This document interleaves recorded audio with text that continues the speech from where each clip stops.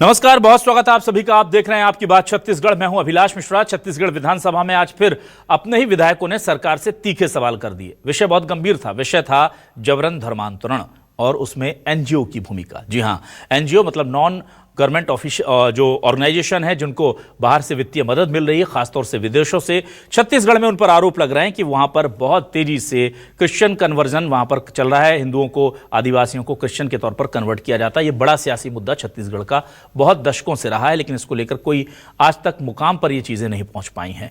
आपको बता दें कि इस पूरे मामले को लेकर के बीजेपी ने कहा था कि हम एक कड़ा और बहुत ही सख्त कानून लेकर के आएंगे। सरकार आई, सरकार चली गई, लेकिन अब दोबारा से सरकार आ गई है और अभी भी कानून का इंतजार हो रहा है। आज विधानसभा में अजय चंद्राकर हों, सुशांत शुक्ला हों, राजेश मूणत हो, इन सभी विधायकों ने एक एक कर इन मुद्दों पर घेर लिया। खासतौर से एनजीओ यानी विदेश से आने वाली फंडिंग के बारे में सवाल पूछ लिए। बहुत बड़े खुलासे हुए हैं। विधानसभा में जो जानकारी निकल कर आई है, गृहमंत्री विजय शर्मा जी ने जिस तरह से जानकारी दी है, उससे जानकर पता चला है कि हर साल ऐसी एजेंसी को करीब 200 से 300 करोड़ की ग्रांट छत्तीसगढ़ सरकार देती थी। 200 से 300 करोड़। अब उनकी जांच कराने की मांग हुई है, तो कहा गया है कि जरूरत पड़ी तो जांच करा लेंगे। अगर 3-4 साल की भी जांच हो गई तो ये 1000 करोड़ रुपए जो दिए गए हैं ऐसी संस्थाओं को, उनकी जांच है। आप सोचिए, और उन पर इतने गंभीर आरोप हैं। करीब 84 संस्थाओं को ब्लैकलिस्ट किया गया है जो विदेशों से पैसा लेते थे। कई का रजिस्ट्रेशन कैंसिल कर दिया गया है, और जो अभी भी ऐसी संस्थाएं हैं जो विदेशों से पैसे ले रही हैं और यहां पर एज ए एनजीओ काम कर रही हैं, वो अब रडार पर हैं सरकार के। तो सरकार कह रही है कि हम कानून लाएंगे, जल्द लाएंगे, सख्त लाएंगे, बहुत सख्त लाएंगे, पर बहुत लंबे समय से कह रही है। उधर केंद्र सरकार ने भी यही वादा किया था कुछ साल पहले चुनाव जीतने के लिए कि हम एक सख्त कानून लाएंगे। नहीं लाए। सुप्रीम कोर्ट ने बोला अब ले आइए। अभी तक वहां से भी कानून नहीं आया। तो सवाल यही है कि बिना सख्त कानून के क्या जबरन धर्मांतरण रुक सकेगा? सरकार के अपने नुमाइंदे कह रहे हैं ऐसा नहीं हो पाएगा। इसी मुद्दे पर आज शुरू करते हैं आपकी बात।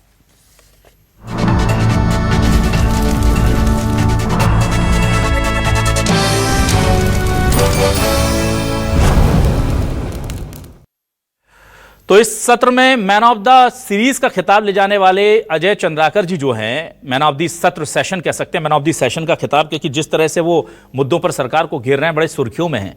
उन्होंने सवाल कर लिए कि एनजीओ से कितना पैसा आ रहा है, कहां कहां जा रहा है, उसकी जांच हो रही है कि नहीं हो रही है, जबरन जो धर्मांतरण हो रहा है उसको लेकर के कोई मॉनिटरिंग हो रही है नहीं, कितने मामले बने हैं।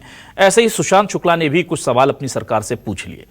डिप्टी सीएम विजय शर्मा ने क्या कहा है, तीनों बयान एक साथ सुनिए। मैं सोचता हूं बस्तर से, जसपुर से ज़्यादा चिंताजनक हालात आजकल इस विषय में बस्तर संभाग के। जहां जहां डेमोग्राफी बदलती है वहां वहां स्थिति खराब होती है।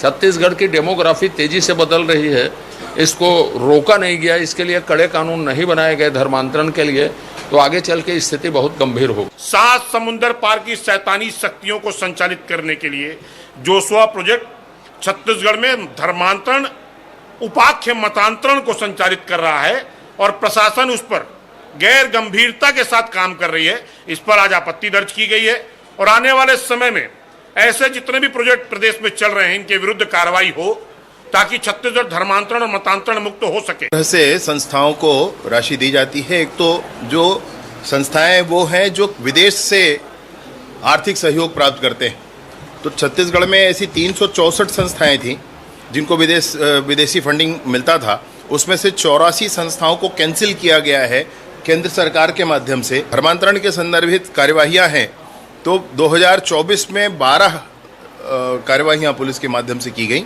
और उससे पहले 23 में निरंक थी, 22 में 3 थी, और उससे पहले एक आध कार्यवाही थी कि नए प्रावधानों की आवश्यकता है। सरकार इसमें चिंतनशील है। माननीय मुख्यमंत्री जी का स्पष्ट मार्गदर्शन इसमें है और हम जल्द ही नया कानून लेकर के आएंगे। वहीं इस पूरे मामले को लेकर कांग्रेस का क्या कहना है, जरा कांग्रेस का पक्ष भी सुनिए। उमेश पटेल ने क्या कहा। हर चीज को राजनीतिकरण कर देती है, हर मुद्दे को राजनीति के चश्मे से देखती है। अगर इस मामले में कुछ सही में ठोस कदम उठाने की जरूरत है तो बिल्कुल उठाएं और उसमें हम सब लोग साथ देंगे। लेकिन हर चीज़ में राजनीति, जब कांग्रेस का शासन रहेगा तो सिर्फ यही बोलते रहेंगे कि ये देखो धर्मांतरण हो रहा है, अब इनके शासन में हो रहा है। तो हर चीज़ को राजनीतिक चश्मे से ही देखने की ज़रूरत नहीं है। अगर इसमें कोई कठोर नियम बनाने की ज़रूरत है तो बिल्कुल हम लोग सहयोग करेंगे। सवाल देखते हैं कि आज के सवाल क्या है। सवाल लेकर आ रहे हैं आपके सामने। हमारे सवाल ये रहे, अवैध धर्मांतरण के खिलाफ सख्त कानून कब आएगा? 1000 करोड़ की सरकारी ग्रांट की जांच कौन कराएगा? 84 संस्थाओं की फंडिंग रोकी, 127 का रजिस्ट्रेशन खत्म। सरकार बोली हम उठा रहे हैं हर जरूरी कदम। जबरन धर्मांतरण के खिलाफ कड़ा कानून कब बनेगा? केंद्र और राज्य में यह मुद्दा कब तक लटकेगा? छत्तीसगढ़ में एनजीओ के जरिए धर्मांतरण पर हंगामा, सरकार पर अपने ही विधायकों ने क्यों साधा निशाना? और देखिए ये अच्छी बात है कि विधायक जो है खुलकर अपनी बात रख रहे हैं। जहां उन्हें लग रहा है कि हमारी सरकार में ये चीजें दुरुस्त नहीं है, इस बात के लिए कहीं ना कहीं हमें तारीफ करनी होगी बीजेपी के विधायकों की भी, चाहे अजय चंद्राकर हो, सुशांत शुक्ला हो, या जो जनहित से जुड़े हुए मुद्दे हैं उसको लेकर वो पुरजोर तरीके से जनता की आवाज को सदन में रख रहे हैं और अपने ही सरकार और प्रशासन को उस पर गंभीरता से विचार करने के लिए कह रहे हैं। चलिए सीधे रुक कर लेते हैं। मेरे साथ कुछ खास मेहमान जुड़ रहे हैं। मेरे साथ आज कांग्रेस से वरिष्ठ नेता विधायक व्यास कश्यप जी जुड़ रहे हैं, उनका बहुत स्वागत करूंगा। वरिष्ठ पत्रकार के तौर पर हमारे साथ सुधीर पांडे जी जुड़ रहे हैं, उनका बहुत स्वागत करूंगा। और आज बीजेपी से हमारे साथ विधायक सुशांत शुक्ला जी जुड़ गए हैं, उनका भी बहुत स्वागत करूंगा। सुशांत जी, सुधीर जी और व्यास जी, आप तीनों मेरी आवाज सुन पा रहे हैं इस वक्त?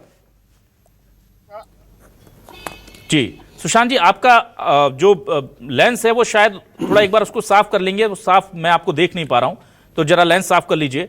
जी बिल्कुल, बहुत बहुत शुक्रिया। सबसे पहला सवाल मैं सुशांत जी आपसे ही ले रहा हूं। सुशांत जी, मैं ये जानना चाहूंगा, देखिए बड़ा गंभीर सवाल आप लोगों ने उठाया है, और जब आप विपक्ष में कुछ दिन पहले मेहनत कर रहे थे, जमीन पर जाते थे और डिबेट्स में मेरे साथ आते थे, तो आप इस मुद्दे को लेकर के बड़े ही मुखर भी थे।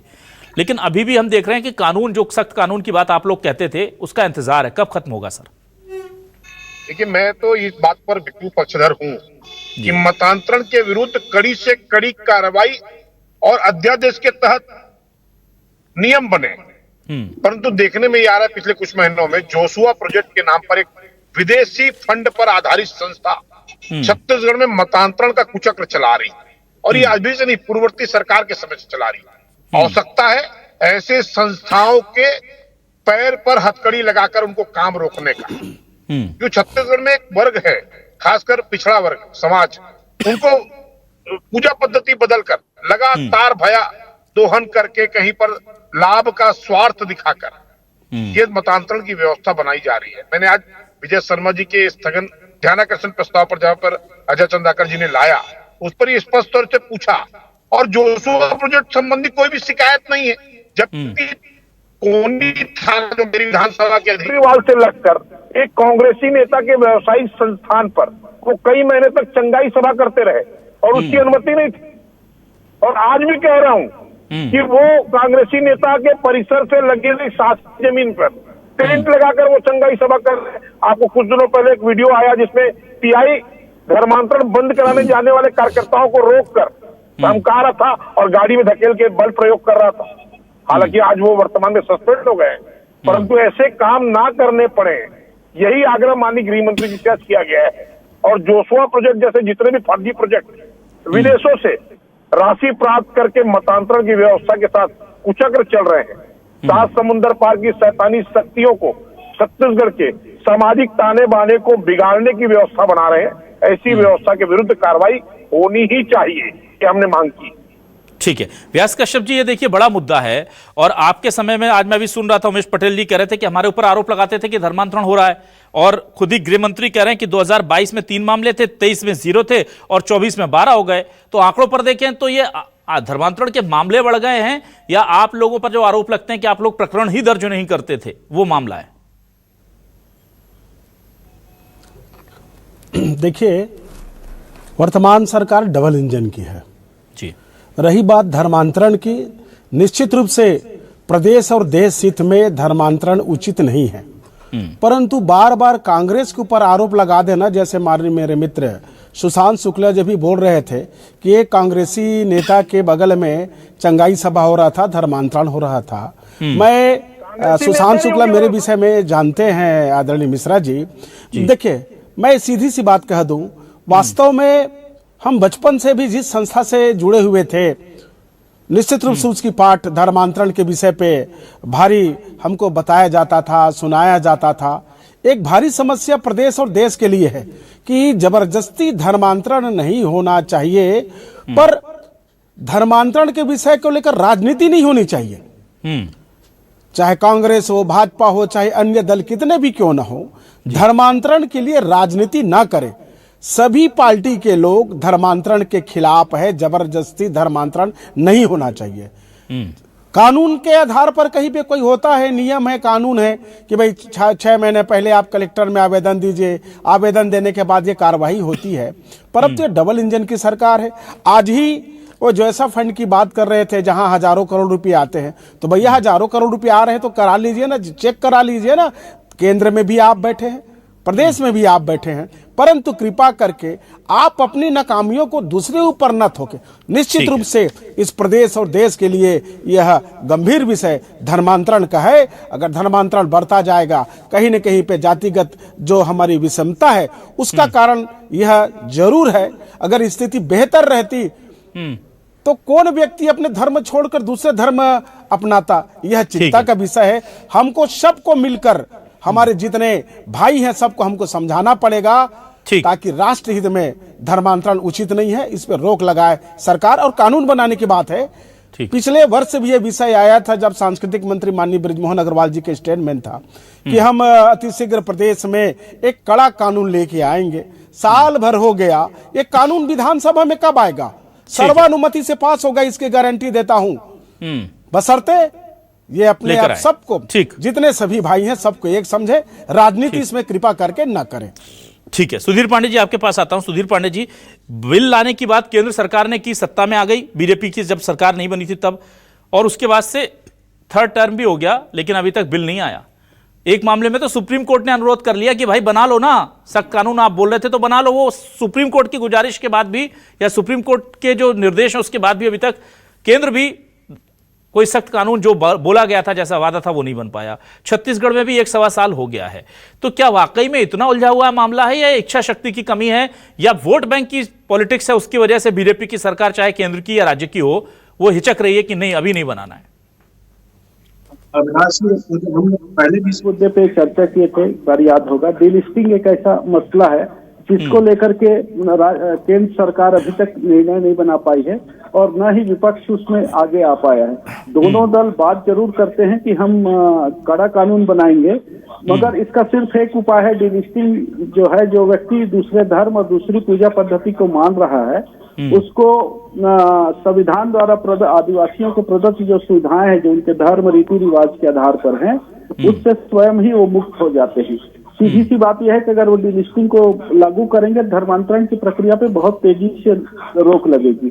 दूसरी चीज है एनजीओ की बात को लेकर के। तो एनजीओ की राहा, निर्मला, ऐसी जो मिशनरी संस्थाएं कई हैं जो शिक्षा और स्वास्थ्य के क्षेत्र में पूरे ब्लॉक के ब्लॉक लेकर के भाजपा शासन काल से लेकर के आज तक काम कर रही हैं और लगभग उन्हीं पे जो मिशन से जुड़ी संस्थाएं हैं, एनजीओ है जो स्वास्थ्य, शिक्षा, मनरेगा और दूसरे ग्रामीण विकास के कार्य कर रही एनजीओ बन करके, उनका फंड न तो भाजपा शासन काल में रुका और न ही कांग्रेस शासन काल में रुका। जो अभी मुद्दे आ रहे हैं ये पिछले 5-10 साल के हैं। तीसरी चीज है कि जो 2014 में जब भाजपा की सरकार केंद्र में बनी थी तो सबसे पहले उन्होंने धर्मांतरण के आरोप पर ही विदेशी फंड पर, एनजीओ को सीधे जो फंड मिल रहे थे उस पर रोक लगाई थी। कोई भी विदेशी संस्थाएं किसी भी भारतीय ऐसी संस्था को सीधे फंड नहीं दे सकती। ये रेगुलेटरी कमेटी बनाई गई है, मतलब उसकी पर्याप्त निगरानी की गई है और ये प्रावधान रखा गया है कि जो भी पैसे आ रहे हैं वो भारत सरकार के जानकारी के थ्रू और उनके उद्देश्यों के तहत आए, जिसकी जानकारी उनको भारत सरकार को खर्च और विवरण दोनों देना है। ये 2014 के बाद से ही भाजपा सरकार ने नीति बना दी है। उसके बाद इतने 200-300 करोड़ या 2000 जितने भी संस्थाएं आ रही 200-300 जो धर्मांतरण के कार्य में लगी है और उनकी निगरानी नहीं हो पाई है। तो पहले तो इस बात पे दोनों दल को सोचना चाहिए था कि क्या वो कांग्रेस शासन काल में छूट देगी या भाजपा की केंद्र सरकार ने लापरवाही बरती उनके रेगुलरिटी में, इसके कारण से हुआ। और चौथी जो सबसे महत्वपूर्ण चीज है, सामाजिक ताने बातें। अगर हम हमारी पहुंच, जो हिंदूवादी संगठन है जो सीधे ये आरोप लगाती हैं और सीधे सारी जिम्मेदारी किसी पार्टी या सत्ता या प्रशासन पे जो डालती हैं, उनको ये समझना चाहिए कि दिलीप सिंह जूदेव जी के समय से ये संघर्ष बहुत तेजी से छत्तीसगढ़ में चल रहा है और दिलीप सिंह जूदेव जी के जाने के बाद से अचानक इसमें थोड़ा ठहराव आ गया। जो काम हिंदूवादी संस्थाओं, एकल विद्यालय, सरस्वती शिशु मंदिर, इनको शिक्षा के क्षेत्र में या ग्रामीण विकास के काम में करना चाहिए, कि उनको ये सोचना चाहिए कि क्या वो कर पा रही है कि नहीं कर पा रही ठीक है सर। उनकी कम पहुंच की वजह से धर्मांतरण को तो ज्यादा प्रोत्साहन नहीं मिल रहा है। इन ठीक। चारों बिंदुओं पे चर्चा और आत्म समीक्षा जरूरी है जी। ठीक है, मैं सुशांत जी आपके पास आता हूँ। सुशांत जी देखिए, आज गृह मंत्री ने यह भी कहा है कि कहीं ना कहीं जो फंडिंग है उसको लेकर जब सवाल पूछा गया कि क्या जांच हो रही है उसकी, तो यह कहा कि अगर जरूरत पड़ेगी तो जांच कराएंगे। 200 से 300 करोड़ रुपए सरकार इन संस्थाओं को देती है फंड के तौर पर, ग्रांट्स के तौर पर। अब एक तरफ बीजेपी आरोप लगाती है कि हम जानते हैं कि गड़बड़ हो रहा है, ये संस्थाएं गड़बड़ कर रही हैं, कांग्रेस के जमाने में अवैध धर्मांतरण को बढ़ावा मिला है, तो आप लोग अभी तक 1 साल में जांच कराने का मन ही नहीं बना पाए। अरे 1000 करोड़ के आसपास जनता का पैसा चला गया इन एजेंसियों की, क्या जांच इन संस्थाओं को दिए गए फंड की जांच नहीं हो जानी चाहिए ताकि दूध का दूध पानी का पानी हो जाए? देखिए, मैं फिर आपके प्रश्न का ही वापस आपके प्रश्न में जवाब है, ये सरकार द्वारा पोषित नहीं है, ये विदेशी फंडिंग द्वारा वित्त पोषित हैं ऐसी संस्थाएं जो धर्मांतरण के काम में सक्रिय हैं। मैं आपके माध्यम से स्पष्ट कर देना चाहता हूं कि मतांतरण या धर्मांतरण जैसे विषयों पर जो संस्थाएं सक्रिय हैं, लगातार छत्तीसगढ़ के ग्रामीण क्षेत्रों या वनांचल क्षेत्रों में उनके विरुद्ध कार्रवाई सुनिश्चित होगी। ये विष्णुदेव साय जी के सुशासन का संकल्प है। परंतु हमारी आपत्ति इस बात पर आज जो विधानसभा के पटल पर आई कि ऐसे कितने संस्थाएं जिनको रोकने की व्यवस्था बनाई, तो कहीं न कहीं प्रशासन के गैर जिम्मेदाराना रवैये के कारण कुछ संस्थाएं अभी भी सक्रियता के आधार पर काम कर रही हैं, जिसमें एक जोशुआ प्रोजेक्ट भी है। उसके वेबसाइट पर जब आप जाएंगे तो विश्व को क्रिश्चियनमय बनाने का उल्लेख करके पूर्णतः को धार्मिक संस्था बताता है, और इंडिया में वो एनजीओ के ऊपर रजिस्टर्ड है। यही बात पर आपत्ति दर्ज हुई है, और मैं आपके माध्यम से स्पष्ट कर दूं कि ऐसे प्रोजेक्टों के विरुद्ध अगर कार्रवाई नहीं होगी तो हम जब तक आवाज उठाते रहेंगे जब तक ऐसे संस्थाओं के विरुद्ध कड़ी से कड़ी कार्रवाई सुनिश्चित नहीं होगी। आप जोशुआ का चूंकि बार बार नाम ले रहे हैं, इसकी फंडिंग को रोकने का या उस पर निगरानी रखने का, उस पैसे का इस्तेमाल की पूरी जिम्मेदारी केंद्र सरकार की एजेंसियों की है। और आप बता रहे हैं वेबसाइट पर इसको देख के ही समझ में आ जाता है कि ये क्या काम कर रही है। आपने खुद ये मामला उठाया है, तो क्या केंद्र सरकार की एजेंसियों की चूक हुई है और इसी प्रशासनिक चूक को पर नजर डाल आए सरकार की, इसीलिए आप ये लड़ाई लड़ रहे हैं? देखिए, मैं आपके माध्यम से स्पष्ट कर दूं कि मैं इस विषय को माननीय गृह मंत्री जी को और माननीय मुख्यमंत्री जी को एक पत्र लिखकर अविलंब जांच की मांग करूंगा। और जोशुआ प्रोजेक्ट आपके चैनल पर भी एक विषय पहले उठा था, आपको ध्यान दिलाना चाहता हूं, इससे पहले जो डिबेट पे हम बैठे थे। जी बिल्कुल। और आप एक समाचार पत्र ने भी इसको फ्रंट लाइन पर लिया था। लेकिन मैं आपके माध्यम से पुनः स्थापित करना चाह रहा हूं कि इस विषय की गंभीरता को आप समझें कि जो छत्तीसगढ़ में धर्मांतरण और मतांतरण की व्यवस्था शैक्षणिक केंद्रों के माध्यम से बनाई जा रही है, ये व्यवस्थाएं अपने आप में गंभीर हैं और ऐसे संस्थाओं पर तत्काल रोक लगनी चाहिए, ऐसी मेरी स्पष्ट मान्यता है। ठीक है, चलिए मैं आपके पास आता हूं व्यास कश्यप जी। व्यास कश्यप जी, देखिए बड़ा मामला है और चूंकि डेमोग्राफी चेंज हो रही है, आज ये कहा गया है, अजय चंद्राकर जी ने कहा है कि डेमोग्राफी ही चेंज हो रही है, और ये दिख रहा है क्योंकि आप लोग कहते हैं कि रमन सरकार में बहुत सारे चर्च बन गए सबसे ज्यादा, और यहां पर साफ तौर पर बीजेपी कहती है कि आपके सरकार में चर्च बन गए हैं और कन्वर्जन हुआ है। तो कन्वर्जन तो हो रहा है बहुत तेजी से, यानी डेमोग्राफी चेंज तो हो रही है। अब ये प्यार मोहब्बत से हो रही है कि लालच देकर हो रही है, ये कैसे तय होगा सर इसकी जांच? क्योंकि जब बीजेपी कुछ एक्शन लेती है तो आप कहते हैं बेवजह फंसाया जा रहा है, जब आप लोग रहते हैं तो बीजेपी कहती है कि कांग्रेस के समय में हकीकत को दबाया जा रहा है, तो भरोसा किस पर करें? देखिए भाई साहब, कहीं पे कोई किसी को फंसाने वाली बात नहीं है।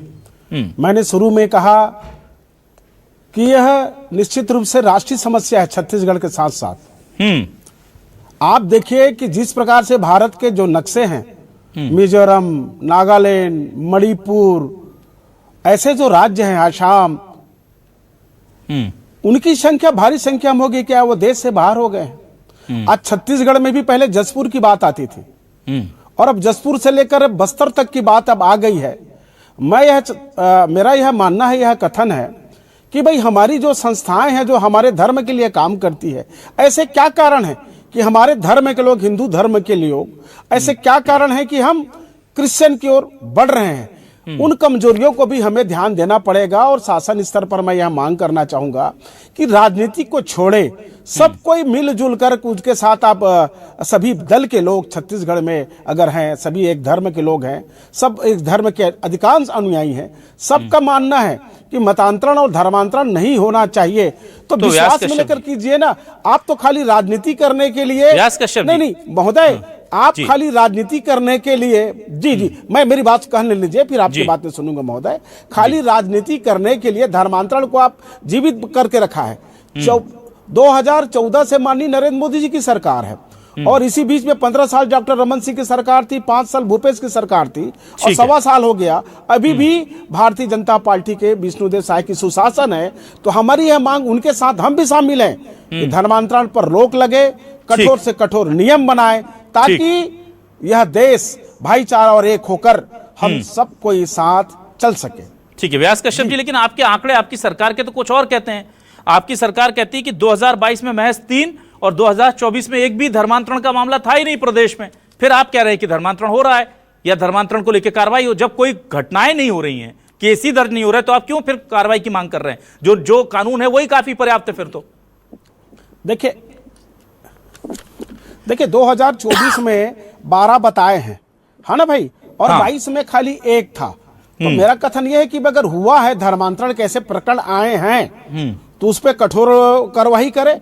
और जो धर्मांतरण करके गए हैं उनको, जैसे जुदेव जी गंगा जल से उनके पैर धोकर उनको वापस लाते थे, उसी प्रकार की कार्रवाई गंगा जल से पैर धोने की जरूरत नहीं पड़ेगी व्यास कश्यप जी। अगर कांग्रेस अपना स्टैंड डीलिस्टिंग पर साफ कर देगी, क्या डीलिस्टिंग पर कांग्रेस समर्थन देगी बीजेपी को? ये स्पष्ट कर दीजिए। पैर धोने की जरूरत नहीं पड़ेगी, जिस लालच में जाते हैं वो लालची हट जाएगा, अपने आप वापस रह जाएंगे।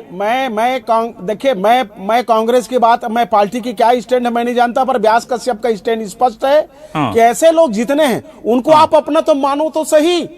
आप बार बार इसको राजनीति करने के लिए जीवित क्यों रख रहे हैं इसको आप? ठीक है, सुशांत शुक्ला जी आप कुछ कहना चाह रहे थे। विषय है इस देश की। मैं व्यास कश्यप जी के इस कठोर निर्णय का पार्टी के गाइडलाइन के खिलाफ जाके बात करने के लिए स्वागत करता हूँ। एक निष्पक्ष जनप्रतिनिधि की भूमिका उन्होंने निभाई है, परंतु आवश्यकता है छत्तीसगढ़ में वास्तविक तौर पर कठोर नियम बनने के, अध्यादेश अधिनियम आने के, ताकि मतांतरण यानी पूजा पद्धति के आधार पर जो सामाजिक संरचना को जो तोड़ा जा रहा है मिशनरियों के षड्यंत्र पूर्वक, इसको रोका जाना चाहिए। मैं व्यास कश्यप जी का स्वागत करता हूँ और ऐसे सभी जनप्रतिनिधियों का स्वागत करता हूँ इस मुद्दे पर सब एक है। सुशांत जी, इस मुद्दे को लेकर आप बहुत मुखर रहे हैं, आपने बहुत बड़ी लड़ाई लड़ी है मैं जानता हूं, और कांग्रेस के ज़माने में एक एक प्रकरण को दर्ज करवाने के लिए थानों के बाहर प्रदर्शन करते रहे, वहां पर पुलिस की बदसलूकी का भी शिकार हुए। लेकिन एक चीज़ मुझे पूछनी है जो बीजेपी की सरकार को लेकर मैं समझ नहीं पाता हूं कि 30-40 दशक से डीलिस्टिंग का मुद्दा अटका हुआ है केंद्र में भी। कम से कम केंद्र में ना बने, राज्य से एक प्रस्ताव बना करके भेज दीजिए ना कि हम चाहते हैं डीलिस्टिंग हो जाए लागू। अगर कुछ 2-4 राज्य भेज देंगे, छत्तीसगढ़ चूंकि एक बहुत बड़ा प्रभावित राज्य है, तो उससे भी एक बल मिलेगा।